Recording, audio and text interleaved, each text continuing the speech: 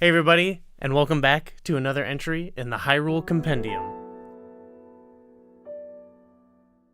With Link's Awakening DX back in the day, we're going all the way back. They added color to the game and the color dungeon. Now with this remake that has just come out, the new addition, I would say, amongst all the little things is chamber dungeons. Today we are here to answer the question, were the chamber dungeons a good addition to this game? My short answer is no. And it boils down to the number one fact that I don't think it was fun. It became an obstacle that I needed to complete because I'm like a completionist and I want to complete the game. And there's heart pieces and a heart container locked behind it. This is coming from a non-completionist. But Okay. it was literally like, there's heart pieces. And I'm like, well, that's important. I want to get the heart pieces. Things that feel more essential to the game were locked behind this. When you were doing the chamber dungeon, so I think you get the first one after Bottle Grotto. Did you enjoy putting it together?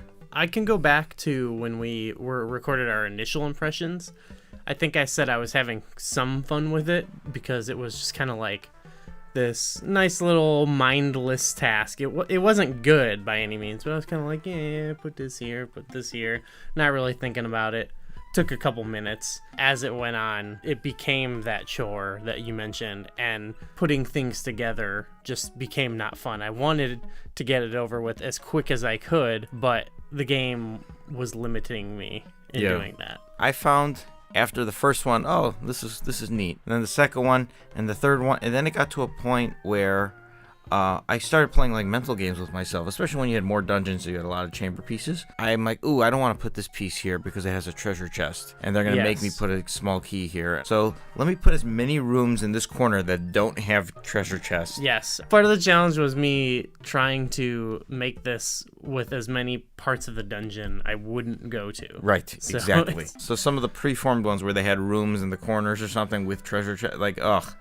I have to connect these, and I have to go through them. So it became a chore, really, to put them together. Yeah. And some of the ones that have like 30 different rooms, like, all right, what useless rooms do I have to put here? It's like there's like a boss montage in this corner that you're never going to go to. So I was not building a dungeon that anybody would ever want to play, or I would even want to play. And I was just doing it to get it done. Where I really hit the wall with the designing fun was when like the stairs really came into play, and like I couldn't figure out how to line them up right. It felt random. Like maybe...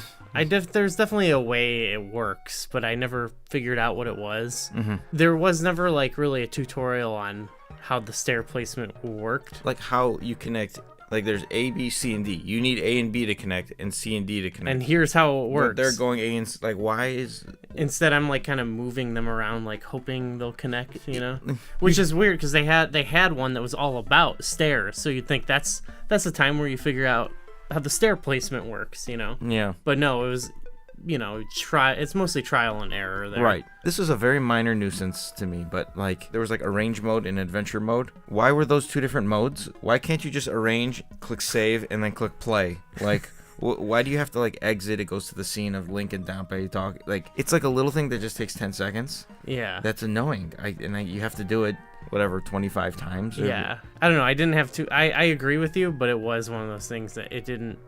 That wasn't what was bothering me, really. It was just kind of like, oh, it's kind of silly extra step. On top of that, by the time I'm already finished arranging, I at least started to look forward to the playing it part because I knew exactly how to get to the end. The whole point of a dungeon is to explore it theoretically, or at least try to beat, if you're speedrunning it later on, to try and beat your best score. But I didn't, I'm playing it for the first time. I already know it. I'm not trying to beat anything. I'm just trying to get it over with. Especially when they make it so you know that you have to get every treasure chest on top of it, and they tell you where everyone is. So there's no like, do I need to go here? Do I need to... Like, I could never make a dungeon and give it to you where you would ever be that tripped up by the actual dungeon. Correct, yes. Because you'd be like, well, I just need to find the next treasure chest, and I know I can find it, Yeah, and this is primarily because the lack of customization. At this point, I know all the rooms because I've seen them like 8 times. Yeah. So it's like, oh, this is the room where there's a switch that creates that treasure chest. Okay, it's not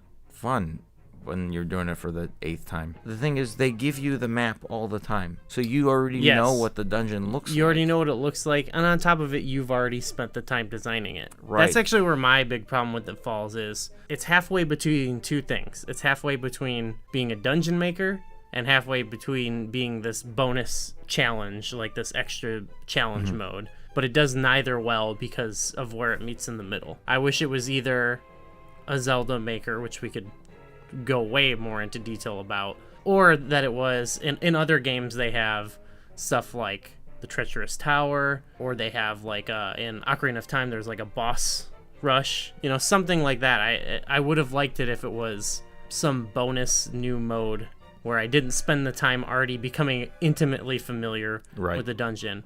Except if one other thing, it could have been cool if it was maybe like they take the dungeons you've already beaten and make add challenges to those. Kind of like how we do in Zelda Warfare sometimes. Right, yeah. Beat this dungeon without your sword. Yeah.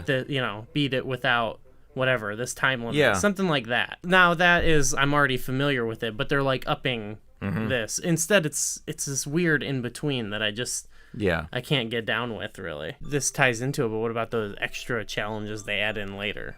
So I do like those, actually, and those are the glimpses of hope, I'd say, for what this is. It was nice to say, like, you can't use your sword, or you only have 3 hearts, or there's a time limit, and those were fun. So I've beaten the game. I've done all the challenges like as they became available, and then once you beat Total Rock, then it opens like 12 of them or something. Yeah, which is another issue a little bit. Where's the strange pacing is odd to me.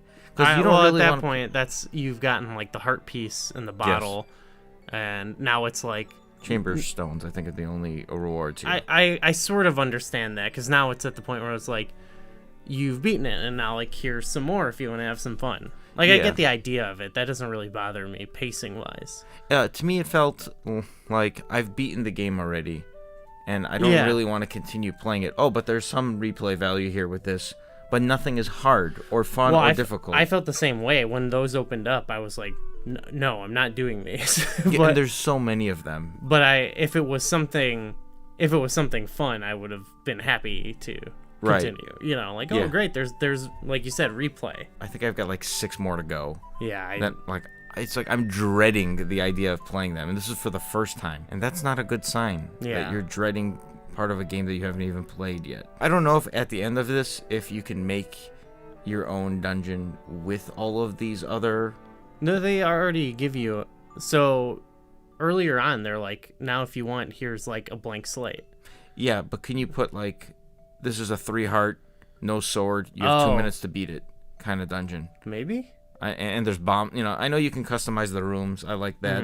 It lets you put the bombs on the thing.